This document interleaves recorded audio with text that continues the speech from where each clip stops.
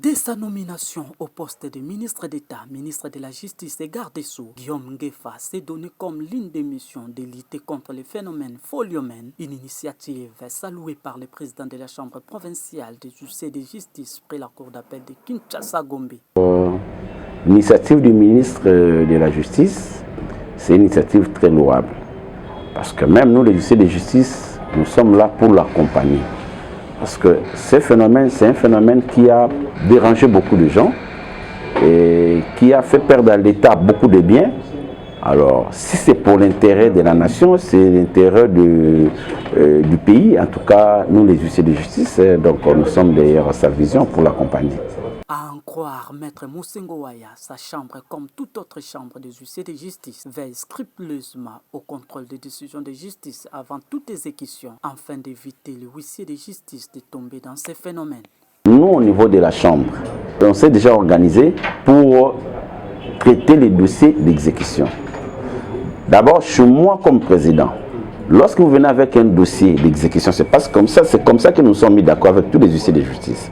Lorsque vous avez un dossier à exécuter, ou vous êtes consulté pour exécuter une décision de justice, avant de le faire, il faut que ces dossiers aillent l'approbation de la Chambre. C'est-à-dire, on examine dans les dossiers les actes de procédure, commençant par les significations des décisions de justice, d'abord la nature de la décision à exécuter, les significations des décisions de justice, vous prenez l'authentification de savoir si la décision a été rendue bel et bien dans cette juridiction, vous demandez les preuves de paiement si ces dossiers si l'État a eu son compte par rapport aux frais dans ces dossiers. Vous voyez, tous les actes, les significations, les sommations, tout ce qui est acte de procédure pour arriver à l'exécution, c'est ce que nous sommes en train d'observer. Si c'est un dossier qui remplit toutes nos conditions, on autorise à lui de l'exécuter. Vous voyez, déjà, pour nous, lorsque nous avons un dossier, en lisant d'abord la décision elle-même, on se rend compte que non, la décision, c'est comme si on prend le temps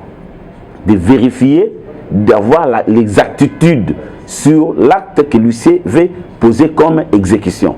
Vous voyez, c'est notre participation déjà de savoir. Si on constate que c'est un dossier qui est déjà de l'origine une parcelle de l'État, c'est-à-dire là déjà nous on sait que non, ici il y a un problème.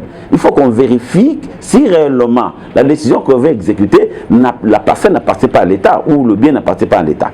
Vous voyez, c'est notre participation pour éviter à ce que l'huissier tombe, n'est-ce pas, dans cette accusation de phénomène.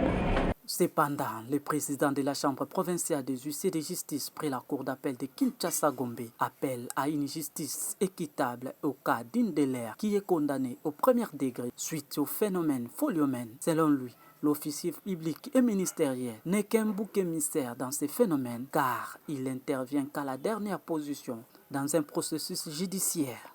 Supposez si la décision que l'huissier exécute, c'est une décision qui vient de ce phénomène. Voyez-vous, pensez-vous vraiment que l'huissier sera épargné? Nous, comme chambre, on n'a pas ce pouvoir-là de critiquer une décision de justice. Mais au moins, ce que nous pouvons relever, c'est que lorsque l'huissier est poursuivi pour association de malfaiteurs, je sais que dans ces phénomènes foliaux, quand on parle d'association de malfaiteurs, il y a beaucoup des acteurs qui interviennent. En amont, pendant les audiences, et les décisions sont rendues. L'huissier n'intervient qu'en dernier lieu.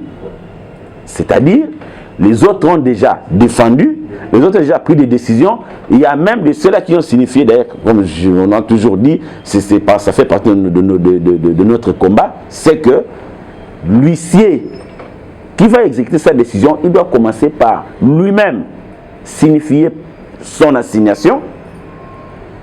Ok? Il finit avec l'assignation, il signifie les décisions judiciaires. Donc toute procédure qui sortira dans le déroulement de l'audience, c'est l'huissier lui-même qui doit aller poser son acte. Parce que c'est à lui d'exécuter. À ce moment-là, il va se faire une idée générale par rapport à ce qu'il fait comme travail. Alors lorsque les actes d'huissier sont posés par d'autres personnes ou d'autres acteurs, et on amène qu'à l'huissier le dossier pour exécuter.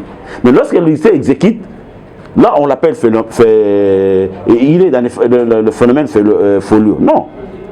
Moi, comme président, j'accepterai qu'un huissier de justice n'est-ce pas, et taxer des phénomènes, c'est le jour où l'huissier lui-même commencera avec son dossier, partant de l'assignation de tous les actes, comme je viens de le dire, ok, jusqu'à l'exécution, même les significations des décisions judiciaires.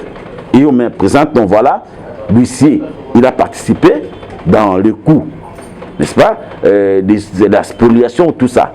Mais si les actes sont posés par d'autres personnes, et on amène un l'huissier pour exécuter, l'huissier exécute, on dit non, l'huissier phénomène, on laisse les autres et on arrête l'huissier. C'est là aussi ce qui dérange aussi à un certain moment.